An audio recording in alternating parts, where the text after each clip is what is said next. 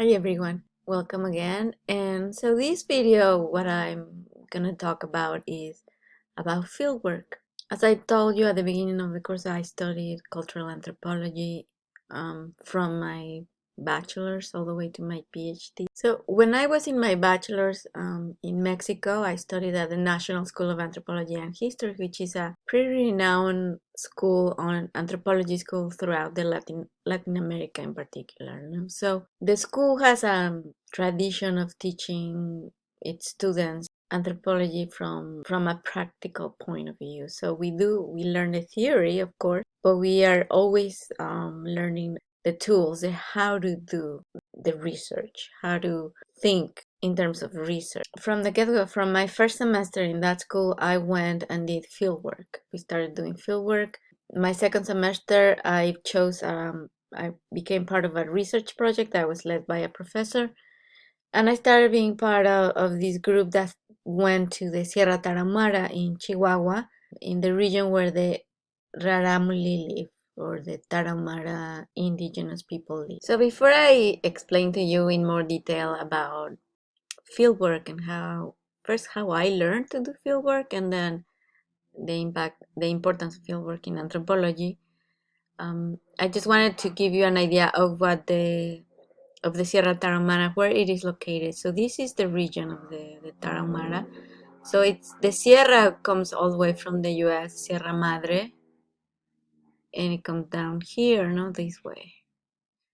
And this is the part where the Raramuris live today. They used to live in all the way like this, no? And through colonization, they've been encroached in this part.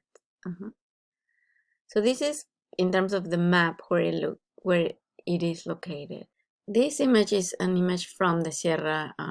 This is how you see it from the top of the mountains. It's beautiful sights. It's breathtaking whenever you go there. It's not easy to get there. It is really far away. It's beautiful. It's gorgeous. And the Raramuri live in this over here.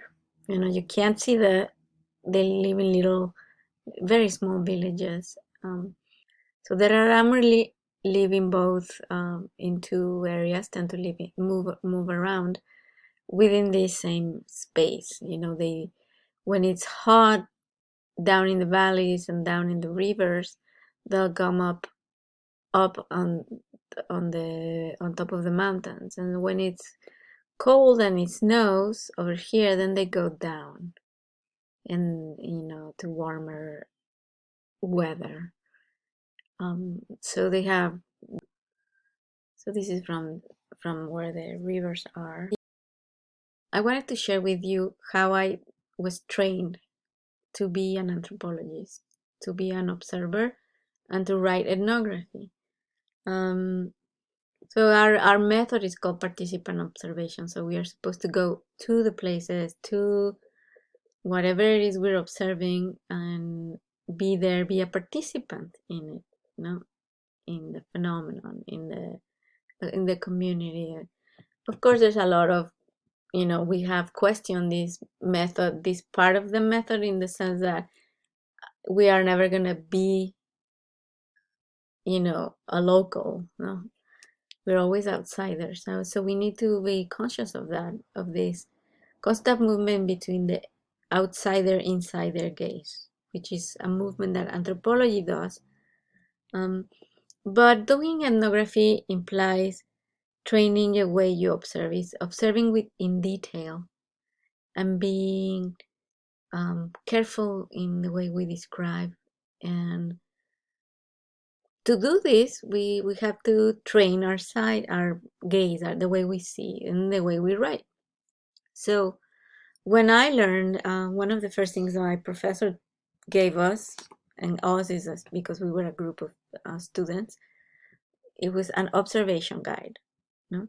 So this observation guide gave us a different things that we needed to observe and take note of, and be very rigorous in our annotations.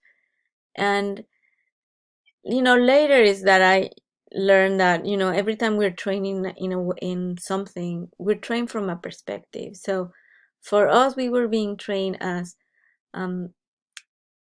functionalist or structural functionalist. We didn't know that, but we were. So we, that's, I guess that was the school that the professor liked. He was also a Marxist, so we would look at certain aspects of the social relations that we were trying to comprehend. And but the observation guide was good because it really helped me and us focus on issues, on items, on aspects of the reality we were visiting, you know. And instead of like just having this like wandering gaze, it needed to be fixed in certain things, for the beginning. And then later, once we become better trained at doing this, then we can open our eyes and really see and absorb more, because we are trained at that point and we can write better and we can remember. So I wanted to share with you the first journal I wrote as a student and of this project, the Sierra Tarahumara project. And this is my journal. I'm going to be sharing you some pictures of it, but I wanted you to see it the way it was. One of those books, and everything we wrote was handwritten. There's no recordings. I don't think we have those tools yet. Of course, there were no phones. And we had cameras, but we had the big cameras, the analog cameras, and we took amazing pictures, of which I have very few left now. So for example, every day I would start with writing. I would leave this space over here empty, so that at the end I would just write an index of what I wrote about. And that would make it easier when I went back and read what I wrote. So during the day, we would have like a little notebook, and we call it la libretita del antropólogo feliz,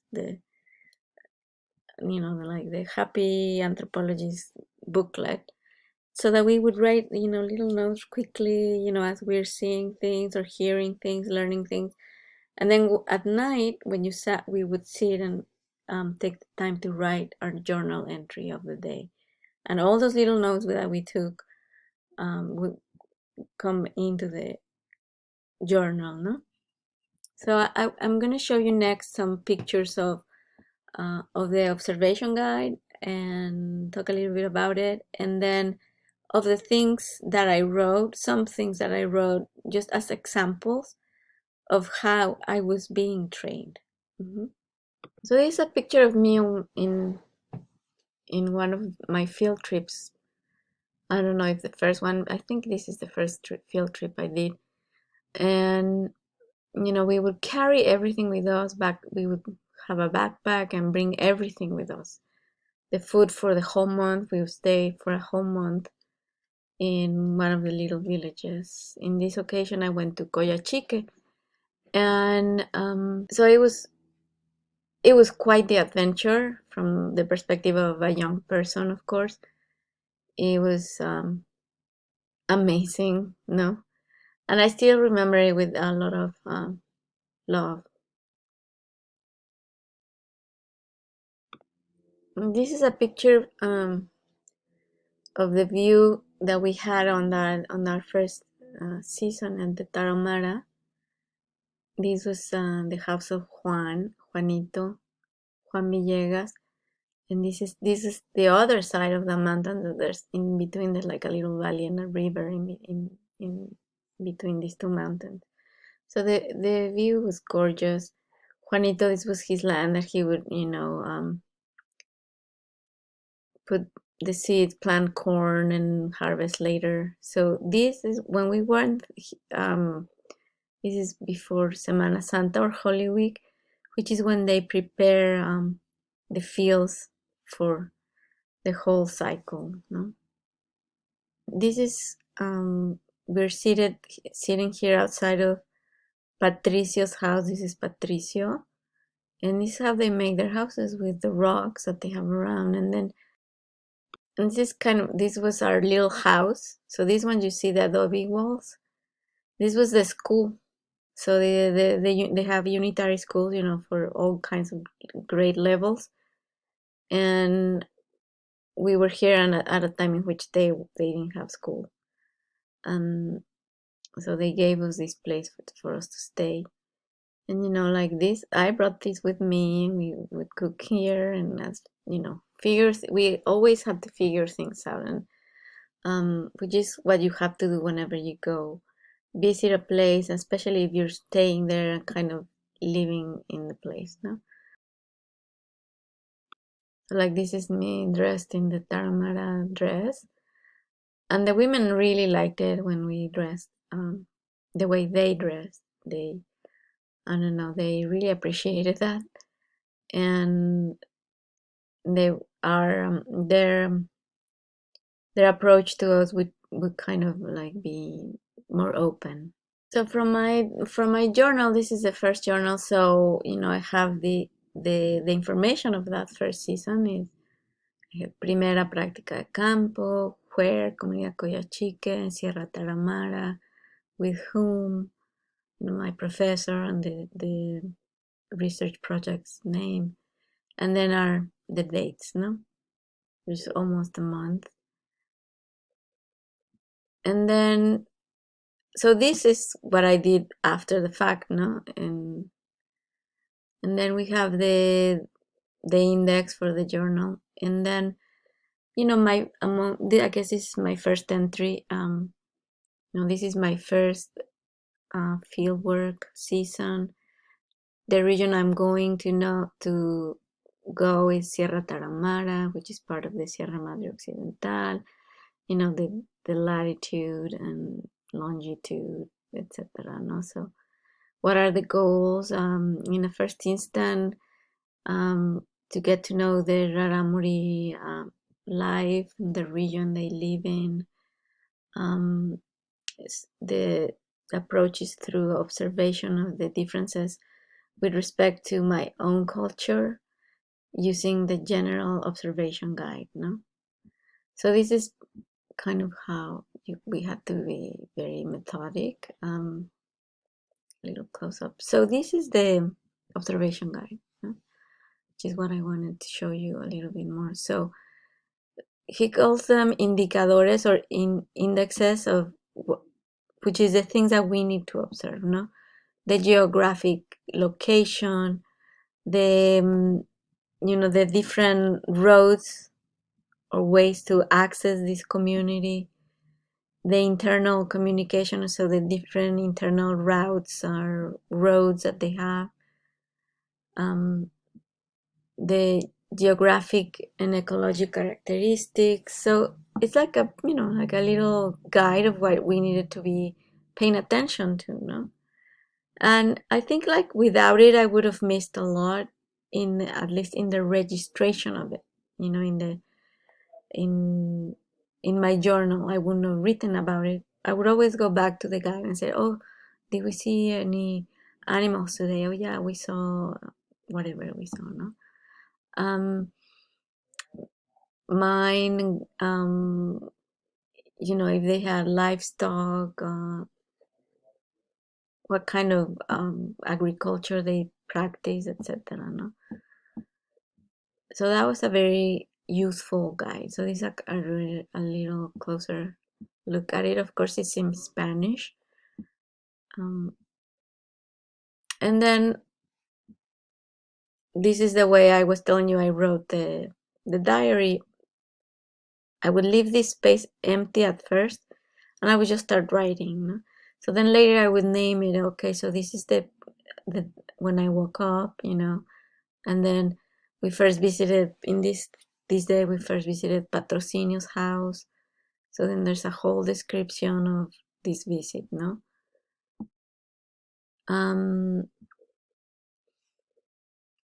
For example, I talk about who's Patrocinio. Patrocinio is a Raramuri that is very tall.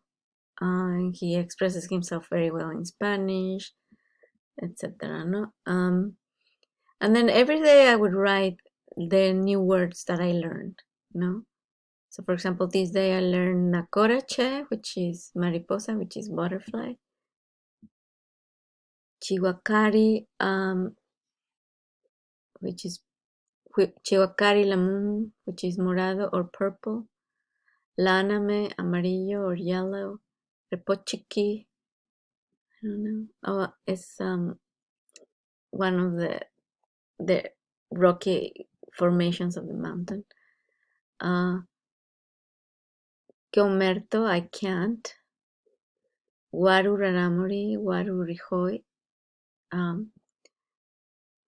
Hombre raramuri, man raramuri. Hombre niño, ¿no? Rihoi niño, raramuri hombre.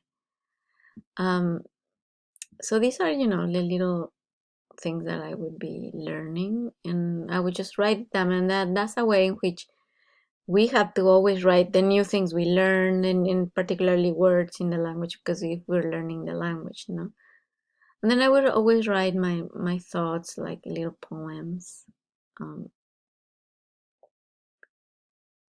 And then I was writing here I would always make a point of doing the kinship system, because that's like a very important thing that we were asked to register, no? Who was married with who, which children they had, who was their parents, etc. No? So here I would write it down here in the journal, and at the end, as part of this traditional anthropology that we used to do, we had to record the kinship diagram of the community. So, as we saw in our previous unit, for a kinship diagram, you have to choose an ego, no? So, which would be the guide for the rest of the kinship diagram. So, this was the kinship diagram for Coyachique, the community, and my ego was Juan, no? And then, here we would just, as we got to know them, we were able to record who was they married to, what were their names, and it wasn't that easy, it's because we didn't go and interview them like that. We just had to kind of observe it and record it. Gloria Lopez was his wife, and then they had 1, 2, 3. They had 5 kids. So they had Miguel, Petra, Evaristo, Maria, and Mauro. So we stayed with Maria. So Maria had a child, Marcial, and with Inocencio, but they didn't become a marriage. So they didn't get married, but Maria's son was Marcial. So she was a single mom. And then Juan had, siblings. So his sister was Servanda, and Servanda was married with Valentin. Then Servanda and Valentin had a lot of kids, but at that point they only had one, Servando, no? So Valentin became one of our best friends in the Sierra. He always welcomed us and gave us shelter, and we would welcome him in Mexico. So, I'm just gonna show you. I'm not gonna tell you all the names. This is what at the end we were able to collect all this information, which is honestly, it was a lot for our first season. I just still can't believe that we were able to collect all. So the one last thing that I want to share with you from my diary, my research diary, is our community diagram. So Malinowski, who's considered as the father of ethnography, in his introduction to his book Orgonauts of the Western Pacific, he talks about precisely ethnography and what it is and how the ethnographic method, and what you need to do. So one of the key takeaways of this one is that you need to start by describing and mapping the place you're visiting. So it's very important to make this diagram of the community you're visiting, and observing and describing, and what is where and who lives where. So In this community it's easy because it was a small community, and these are the roads, these are the little houses, and it has the names, like Corpa lives here. Corpa is Patrocinio's sister. Um, this is Juan's, which is where we stayed, and Albino, Florencio, um, Patrocinio, I think he lived all the way somewhere around here. Valentin. So we have all these different, the little houses and who lived there, no? And as we saw in the kinship diagram, they're all connected, no? And they're also connected to the other people from the different villages, but they tend to be endogamic, no? So this is very important. Whenever you go, wherever it is that you're studying, you need to do like a diagram of it. If it's an office, if you're studying an office culture, well, you still need to do your diagram to see who is where, and spatiality is very important, and understanding the meanings and the way relations happen. And that's kind of the point of this. So this is kind of I'm just the last picture I'm sharing is with this.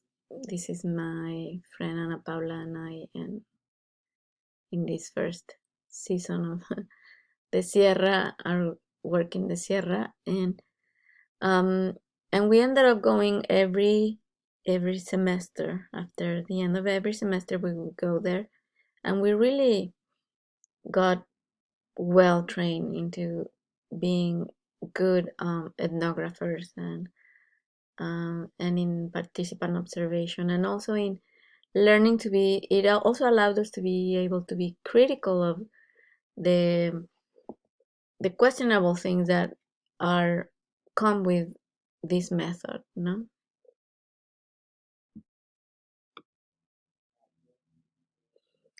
Well, I hope this video helped to complement the readings and to give you another perspective on how fieldwork is done in a more concrete and through examples. And it may my hope is that it helps you visualize how to do your own research and visualize what an anthropologist does.